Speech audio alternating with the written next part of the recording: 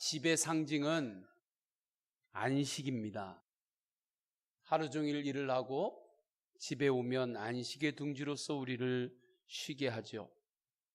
가정에서 안식으로 우리는 다시 새 힘을 얻습니다. 만일 가정에서 적절한 안식을 취하지 못하면 우리의 행동은 방향을 잃어버릴 수 있습니다. 안식은 하나님의 창조 세계 안에 담겨 있는 중요한 원리입니다. 안식에는 창조의 힘이 깃들여 있는 것이죠. 그래서 창세기 2장 3절에 하나님이 그 일곱째 날을 복되게 하사 거룩하게 하셨으니 이는 하나님이 그 창조하시며 만드시던 모든 일을 마치시고 그날에 안식하셨음이니라 말씀합니다. 이처럼 안식이 중요하기에 성경에서는 반드시 안식을 지키라고 명령형으로 말씀하고 있습니다. 오늘 8절이죠. 안식일을 기억하여 거룩하게 지키라, 명령형입니다. 그런데 이렇게 하나님께서 안식하라고 말씀하셨음에도 불구하고 안식을 누리지 못하는 사람들이 많이 있습니다. 그 이유는 무엇일까? 자꾸 과거만을 그리워하고 미래를 두려워하기 때문입니다. 이때 과거를 그리워한다고 하는 것은 긍정적인 추억을 이야기하는 것이 아니라 부정적인 얽매임을 말하는 겁니다. 히브리서 4장을 보면 안식을 이스라엘 백성들이 가나안에 들어갈 때에 그 가나안을 향하여 안식의 땅이다 그렇게 비유해서 말씀합니다. 히브리서 4장 11절에 그러므로 우리가 저 안식에 들어가기를 힘쓸지니라고 말씀하죠.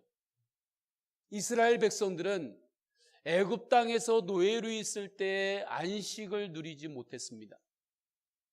고된 노동으로 쉼이 없었습니다.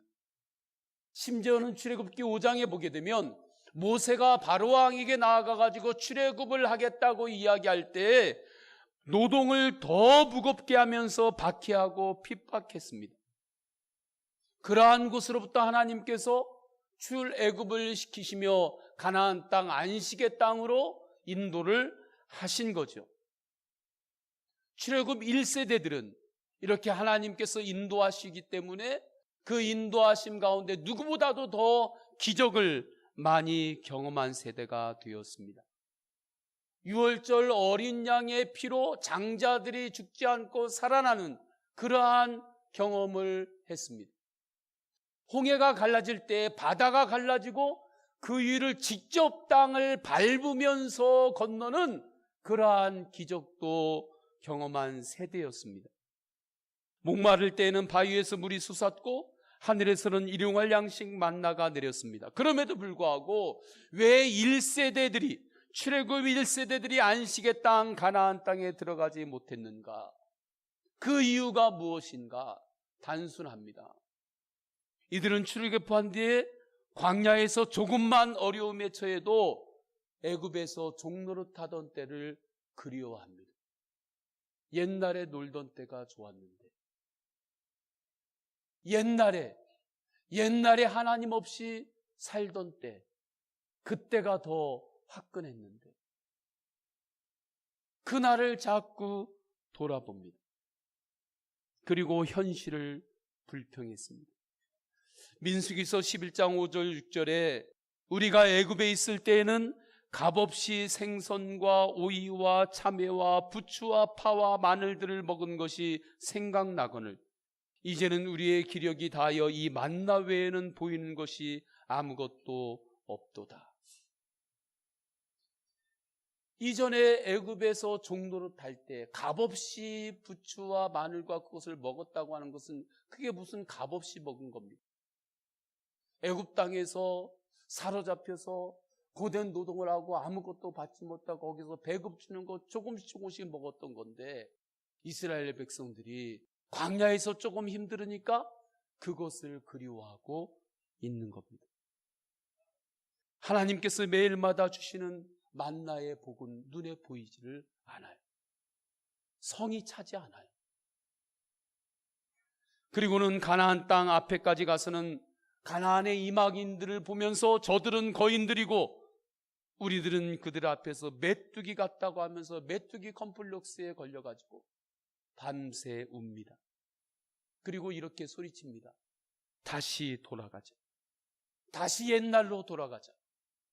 모세가 안 간다고 하면 우리가 다른 사람을 뽑아서라도 다시 돌아가자. 이들이 통곡하고 부르짖었을 때에 그 소리 안에는 미래에 대한 떨림과 두려움으로 가득 차 있었던 거죠. 이유는 살아계신 하나님을 바라보지 않고 상황만 바라보았기 때문입니다. 지금까지 인도하신 하나님의 은혜가 얼마나 큰데 그 은혜는 바라보지 않고 눈앞에 보이는 가나안의 거인 족속들만 보았기 때문입니다. 저는 우리 성도님들이 자꾸 과거만 그리워하고 밤에 잠자기 전에 오늘을 불평하다가 잠들고, 그리고 아침에 눈을 떠서는 또 미래를 두려워하는 그러한 삶이 되지 않기를 주님의 이름으로 축원합니다. 나보다 나를 더 잘 알고 계시는 분 하나님이십니다. 내가 나를 더 잘 아는 것 같지만 하나님이 나보다 더 잘 알고 계십니다. 그 주님을 신뢰하시기를 축원합니다. 믿음은 나의 미래를 내가 아직 다 몰라도 하나님께서 가장 선한 길로 나를 인도하심을 믿고 길을 나서는 것입니다. 누가 미래를 다 알고 삽니까? 그렇지 않습니다.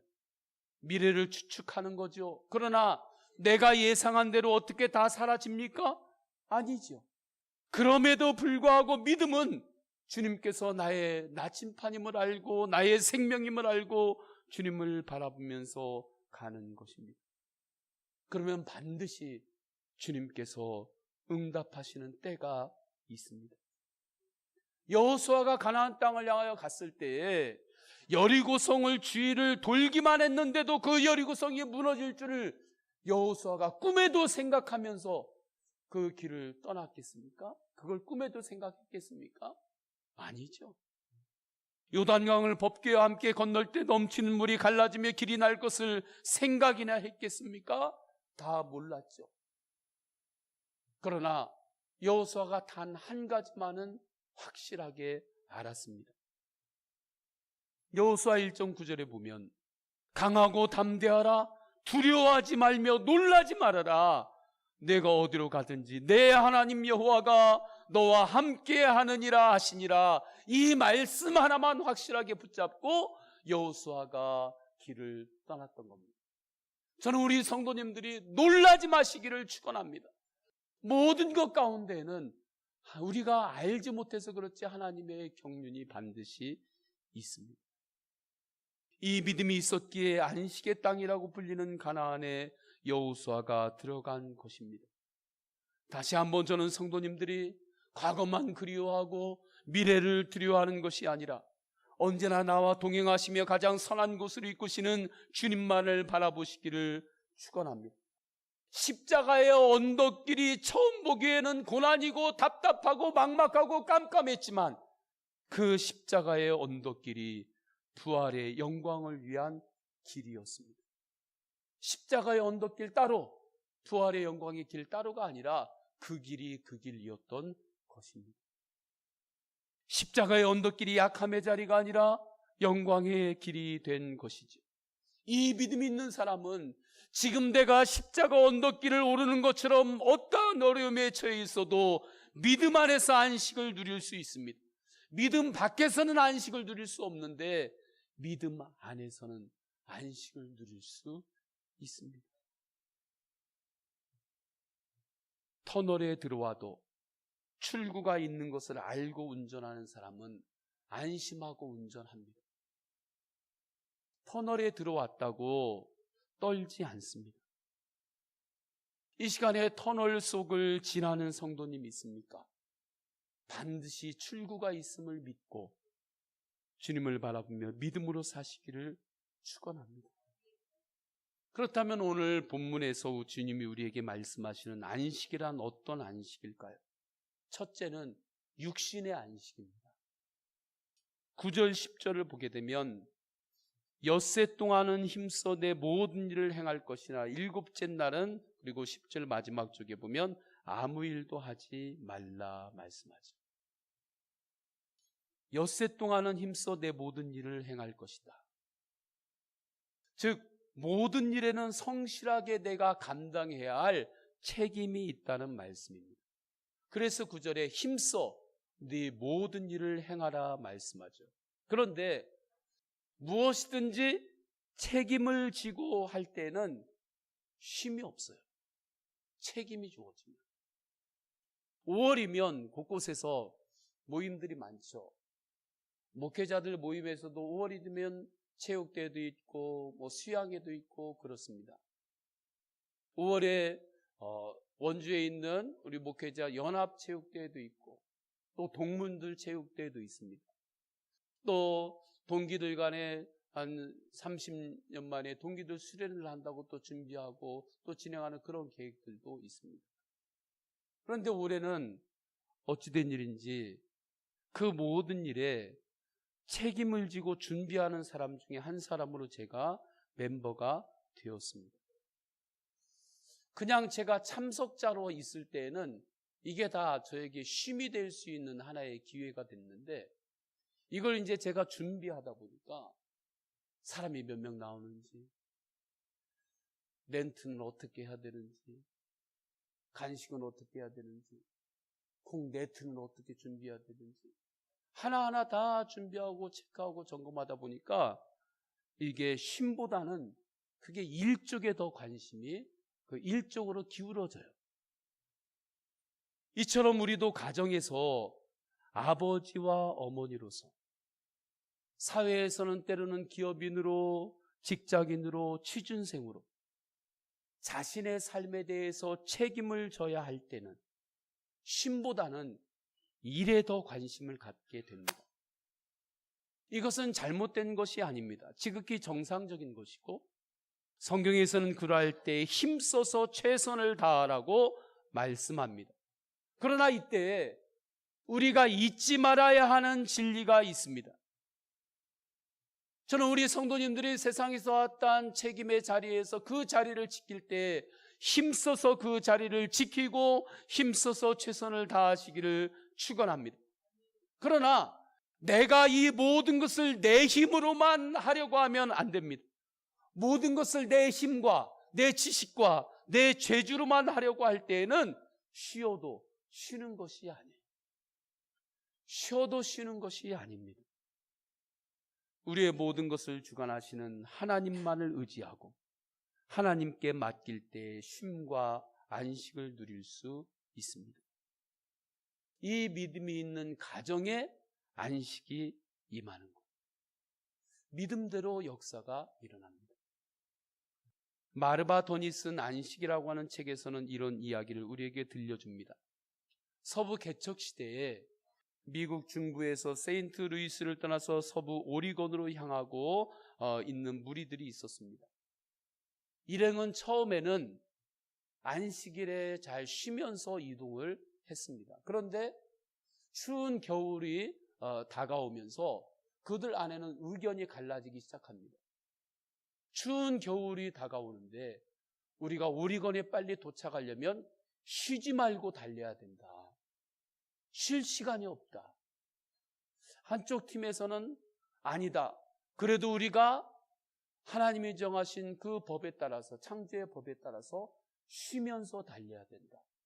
결국에는 두 팀이 갈라지게 됩니다. 그리고 이제 한 팀은 쉬지 않고 계속해서 마차를 달립니다. 한 팀은 달리다가 쉬어야 될 때 꼭 쉬면서 달려요. 결국에 오리건에 어느 팀이 먼저 도착했겠습니까? 어느 팀이 먼저 도착했겠어요? 네. 말할 것도 없이 안식일에 쉰 팀이 오리건에 더 빨리 도착했습니다. 안식일에 충분히 쉬었을 때 그 활력으로 다른 날 동안에 더 빨리 힘차게 달릴 수 있었던 겁니다. 인류 역사에도 이러한 사례가 있습니다. 소련에서 공산혁명이 일어난 후에 공산당 지도자들이 회의를 거쳐서 생산량을 높이고자 어떠한 아이디어를 냈냐면 7일 만에 한 번 휴무하는 그 기독교 문화, 그것을 없애고 10일 만에 한 번 휴무하자고 하는 그러한 법을 만들었다고 합니다. 10일 동안 일하고 한 번 쉬고 하니까 얼마나 더 생산량이 높아지겠습니까? 그런데 결과는 엉망이었습니다. 사람들이 곳곳에서 아프고 사고가 나고 그런 것들이 빈번하게 막 발생이 되면서 결국에는 1년도 채 넘기지 못하고 주일 휴무로 돌아가게 됐다는 거죠. 사람 몸도 쉬어야 될 때는 쉬어야 됩니다. 제일 안타까운 경우는 죽으라고 일하다가 죽는 사람입니다. 그러니까 죽으라고 일하다가 그러다 죽는 게 그게 가장 안타까워요. 하나님께서 왜 창조하실 때 7째 날에 안식하셨을까? 하나님이 피곤하시고 하나님이 힘드셔가지고 그렇게 하신 것이 아닙니다. 육신의 몸으로 살아야 할 우리에게 창조의 리듬을 가르쳐 주시기 위함이었던 것입니다. 힘써 내 모든 일을 행할 것이라는 말씀처럼 하루하루를 힘써서 살아내시기를 축원합니다. 저는 힘써서 네 모든 일을 행할 것이라고 하는 말씀의 뜻을 하나의 책 제목에서 보았습니다. 이재철 목사님이 쓰신 울더라도 씨를 뿌려라 하는 책입니다. 특별히 오늘날에는 더 울어도 되라는 말이 위로가 되는 시대입니다. 특별히 오늘날의 청년들에게는 더 울어도 돼. 이것이 위로가 되고 힘이 되는 때입니다. 그러나 하나님의 뜻은 울더라도 씨는 뿌리라고 말씀합니다. 울더라도 씨는 뿌려라. 그러면 하나님께서는 그 씨를 반드시 자라게 하십니다. 그 씨를 하나님께서 키우십니다. 울더라도 씨를 뿌리는 것은 주님을 향한 기도입니다. 기도하면 반드시 하나님은 우리가 상상하지 못한 방법으로 역사하실 때가 있습니다. 이것이 은혜입니다. 그래서 결국에 육체적인 안식도 하나님의 은혜 안에서 이루어지는 거예요. 저는 이 은혜를 믿고 성도님들이 안식해야 할 때는 하나님 안에서 안식하시기를 축원합니다. 두 번째 우리가 가져야 될 안식은 영혼의 안식입니다. 8절 우리 다 함께 읽습니다. 8절 시작. 안식일을 기억하여 거룩하게 지키라. 이때 안식일을 기억하여 거룩하게 지키라는 것은 주님 앞에서 자신의 영혼을 돌보라는 말씀이에요. 그러니까 주님 앞에서 내 영혼을 돌보라. 내 영혼을 돌보라고 하는 그 말씀의 뜻이 무엇인가? 하나님 앞에서 회개하라는 것을 뜻합니다. 그러니까 우리의 영혼이 안식을 누리는 길은 예수 그리스도를 바라보며 회개하는 길 말고는 없습니다. 하나님 앞에서 나의 부끄러움과 허물을 다 고하고 주님만을 바라볼 때 영혼이 쉼을 얻습니다. 인간은 누구나 죄로 인해서 이 땅에서 안식을 누릴 수 없습니다. 심리학의 어떠한 치유 이론과 상담 이론이라 할지라도 영혼의 안식을 그것을 통하여 얻을 수 없습니다. 아무리 우리가 스트레스를 풀어도 스트레스를 여러 가지로 푼다고 할지라도 그거 스트레스 풀었다고 우리의 영혼이 안식하게 되는 것이 아닙니다. 그러나 주님 앞에서 내 잘못과 나의 부끄러움을 고하고 회개하면 하나님은 우리에게 평안함을 주십니다. 감리교 신학대학교에 이덕주 교수님이 계십니다. 감리교 신학대학교는 3년 강의하면 한 학기 연구학기를 주는데 그 안식학기에 경험한 은혜를 그분이 이렇게 말씀합니다. 안식학기가 시작이 되어 연구실에서 글을 쓰려고 하는데 글은 써지지 않고 갑자기 지금까지 자신의 잘못들이 비디오처럼 돌아가면서 생각나더라는 것입니다. 본인이 잘한 것도 많이 있는데 잘한 것은 하나도 생각이 나지 않고 잘못한 것들만 하나님께서 필름처럼 자꾸 돌리시면서 생각나게 하시는데 고통과 부끄러움 가운데 하나님 아버지 앞에 회개하기 시작했다고 합니다. 하나님 앞에서 나의 잘못을 하나씩 하나씩 인정하는데 갑자기 하나님께서 마음속에 속삭임을 주시는데 알면 됐다. 알면 됐다 말씀합니다. 이 말씀은 이덕주 교수님에게 하나님이 내가 너를 아직 포기하지 않았다. 내가 너를 다시 고쳐서 쓰겠다라고 하는 음성으로 들립니다. 그때 놀라운 일이 일어나는데 그때서야 교수님의 마음에 평안이 임하고 새롭게 글을 쓸 힘이 공급되더라는 것이죠. 이것이 회개의 은혜요 영혼의 안식입니다.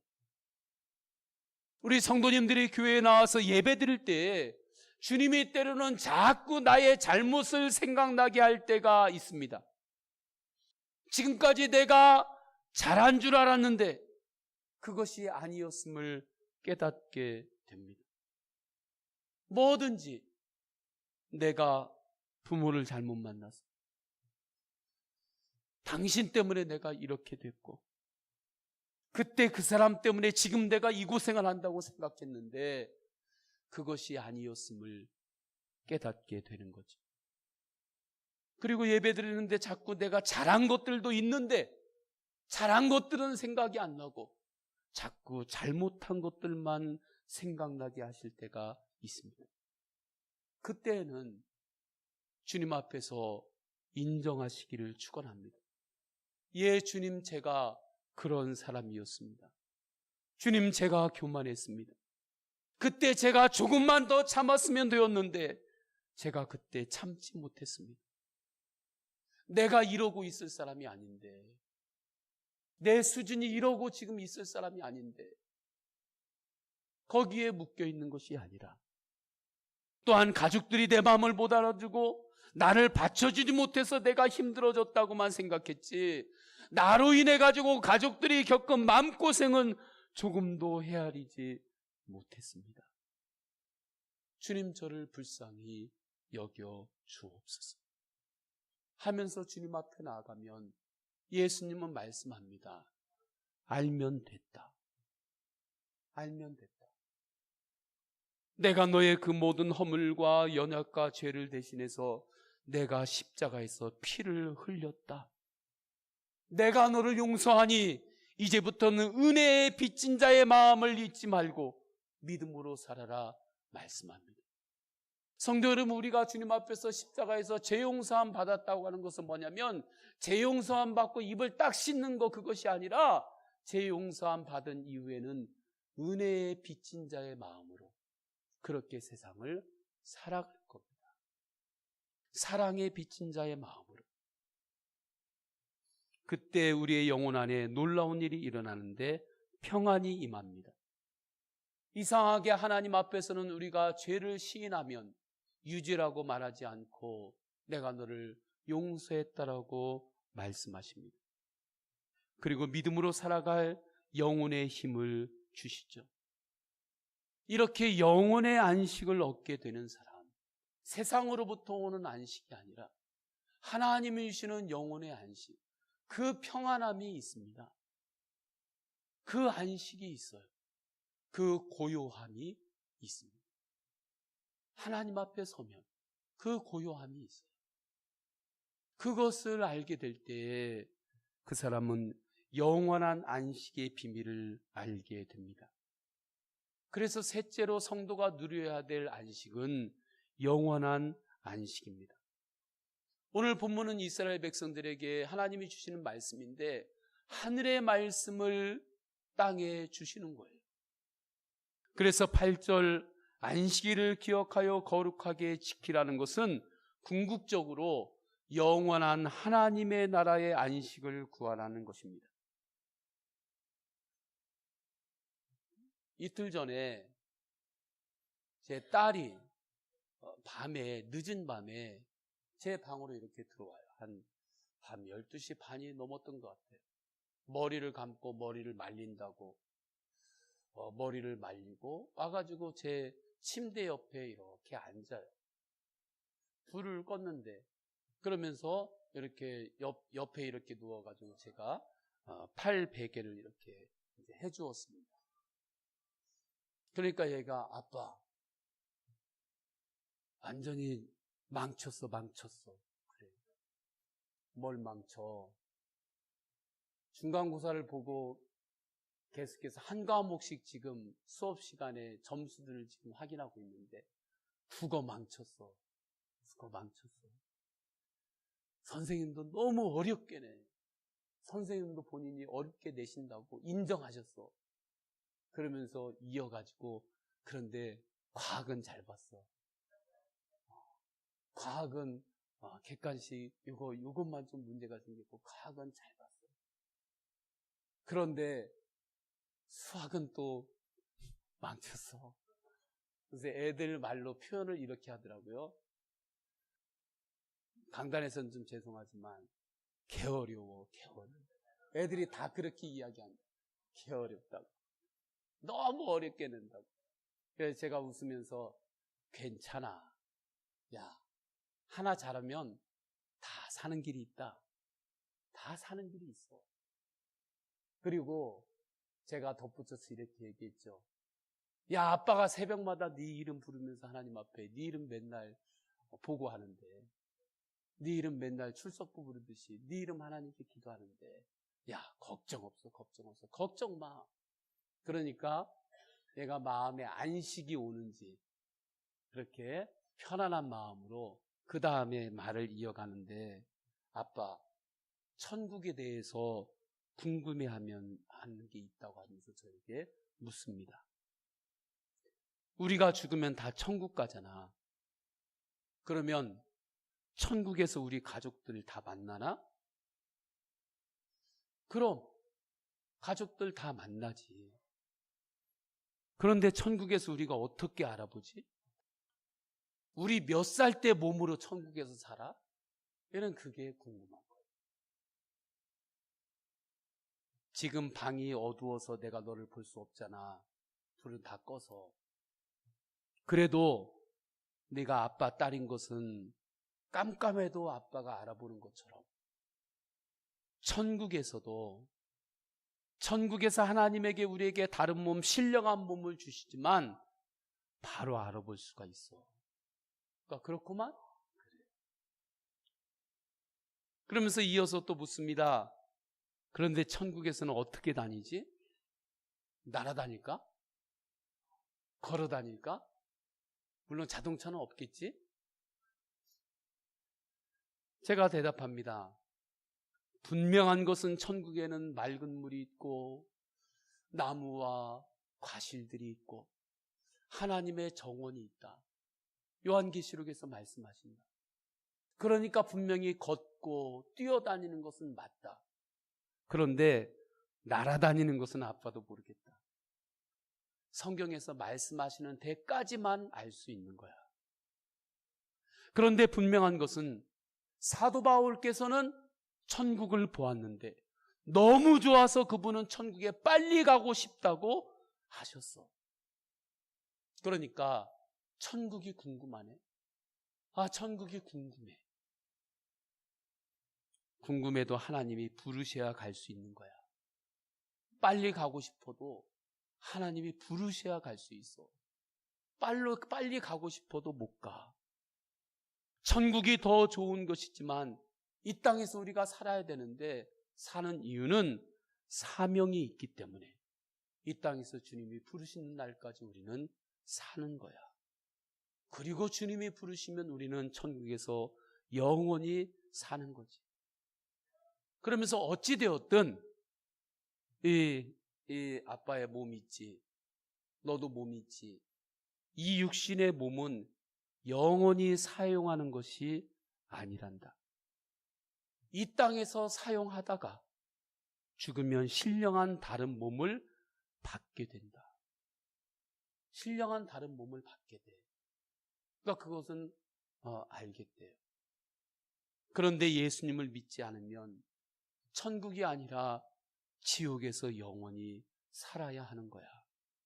그러니까 그렇구만 하면서 아주 쿨하게, 저는 굉장히 밤에 둘이 부흥회하는 줄 알았는데 얘는 아주 쿨하게 그냥 그렇구만 하고 일어납니다.